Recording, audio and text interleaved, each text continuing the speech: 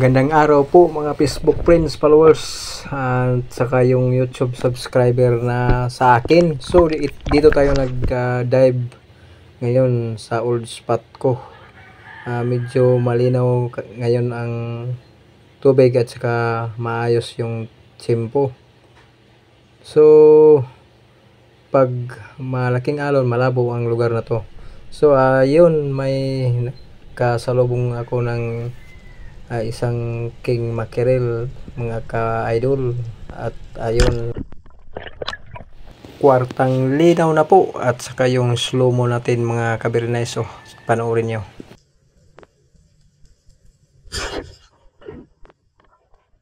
Na fatal shot po o na stone shot, at may isa pa sa ilalim, pero ayun,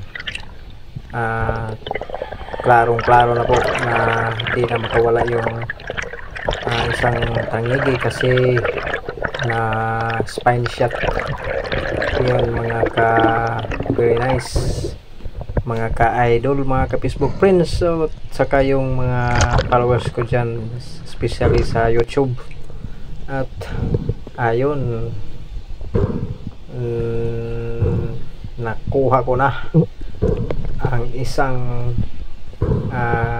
katamtamang king mackerel o tangigi. So na spine shot po talaga, at isa pang huli natin sa oras na to.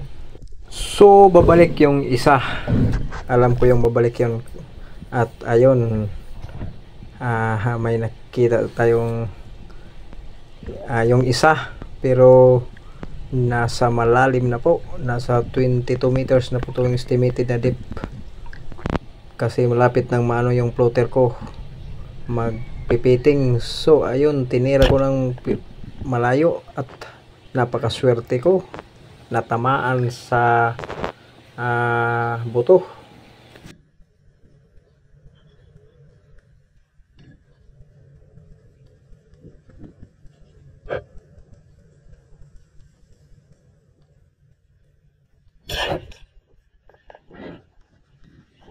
Distance shot yun mga kabirinays, at buti na lang na maayos na tinamaan. So ayun, feeling tayo pataas, may kalaliman tong isdang ko. So kwartang linaw na po, kasi na yung mga tama nila nasa spine po. So ayun, kitang kita na po yung king mac sa paghila natin. Medyo maliit lang, pero okay nang okay, kasi first class na isda po, at mahal pong kilo nito. Nakakadalawa po tayo sa araw na to ng nahuli na isang tangigi. So dalawa sila, pero doon sa dulo may nakita pa rin akong isa, pero medyo malayo na po mga kabirinays, hindi ko na maabot talaga. So yung floater natin nagpipiting na, so huwag pilitin, balik tayo sa taas. At ayun, may isa pa rin, hindi na kaya mga kabirinays.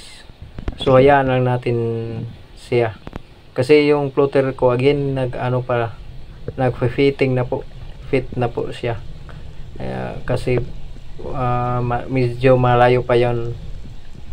At abanti tayo sa dulo, may nakita naman tayong school of sutot barracuda. Yun, ang dami nila, pero maski isa wala akong nagawa, walang natirahan, kasi po ako, nalinlang sa kanila, sa kadami nila, pili ng pili, pero wala pa rin nakuha. So uwi na lang tayo, mayroon ng dalawang huli na king mackerel as today. Ayun lang mga kabirinays, mga Facebook friends, mga followers, na atay kuha ron duha ka mo dito sa 12 sa Abril. Pagdunggo na to alas 12:30. Then diratong kuha mga kabirinays.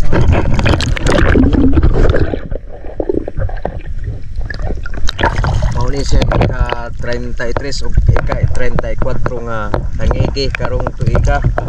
Nagtotal na siya 225. Sukad atong 2017 di mayroon sa katangigi ron mga 10 kilo ning duha.